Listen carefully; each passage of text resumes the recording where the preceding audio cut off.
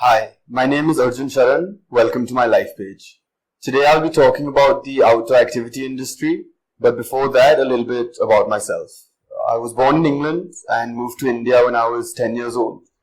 I did my education from the Doon School, Dehradun, and after that, after class 12, I took 2 years off where I travelled and I worked in various industries across the world. Then I went to the Nottingham Business School to study business management with accounting and finance. I graduated from there last year, and since then I've opened 2 companies. Outdoor activities, which needed you to be on point with your first aid and with your leadership skills. The other side effect and the side project that was going on with this is that you could do a survivalist course. So if you've ever seen Bear Grylls on TV, he goes into the wilderness and he kind of survives. He has to find out which vegetation he can eat, how he can survive in rough atmospheres. It was a basic introduction to such survival skills. Fitness, primarily because you are working outdoors with various groups of people and sometimes alone. So in the wilderness, you don't really have much to rely on except for your own body. So knowing how your body works and the limits of what your body can take is very important. So you should know basic fitness and specifically in relation to yourself. The first one would be determination. Even when in groups or even alone, your perseverance and your determination defines how well you will succeed in unknown atmospheres. Even today in the corporate world, in the sports world, in any atmosphere, any industry you find yourself in, determination will be a key factor. But in this specific situation, when it comes to outdoor activities, it is vital that you have determination, because giving up could lead to a life or death situation. Survival.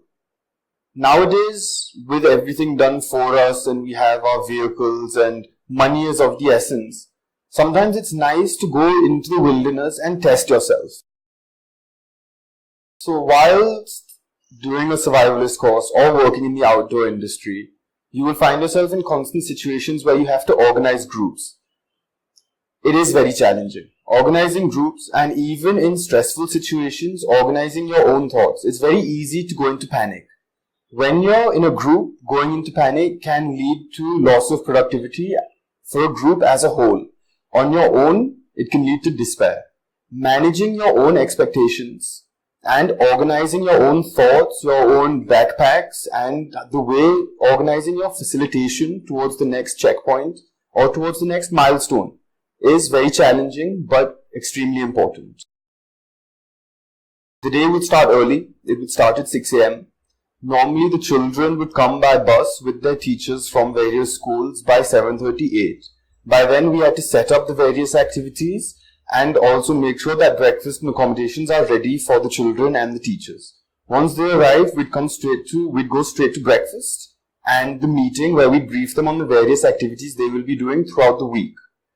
The normal activities after breakfast, they'd go and change. We'd also change into our required attire and we'd take them on various activities, normally spanning from 9:30 till 1:30. From then on, the activities could include 40 minutes of kayaking plus 2 hours of rock climbing, whilst another group could be doing archery and raft building at the same time. After 1:30, we break for lunch. Some schools opted for a 1-2 hour siesta after lunch because doing outdoor activities can be extremely physically draining.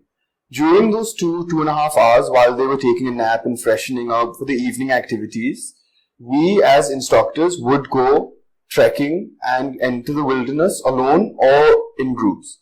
We would go with bows and arrows, with hunting knives, with flints, and it would be completely monitored. There were cameras everywhere, but there would be no one to help us unless the situation actually acquired. We had our seniors who were extremely professional in the matter. Any situation which we felt we couldn't handle, there was an emergency signal. But most of the time, no situation ever arose which we couldn't find a solution for. Sometimes it was building a bridge across a creek, which took us weeks to do. So we'd come back to the campsite and every day we'd go and we'd improve upon the bridge. Sometimes it was trying to find a spot to create nice cover for ourselves. Nice shelter from the wind and the rain where we could camp out at night. Once we've continued with those activities, we come back to camp and we pick up the kids in the evening for campfires, song and dance, where we all dance across a big bonfire that we used to create before dinner. After dinner, we can either relax with the kids, tell them about our lives, our stories, teach them a few more skills that they would require, or we could retire back to our sheds. I hope that I have given you a balanced outlook on the outdoor activity industry, and I hope the information I have provided has intrigued you and made you interested in knowing a little bit more. Thank you.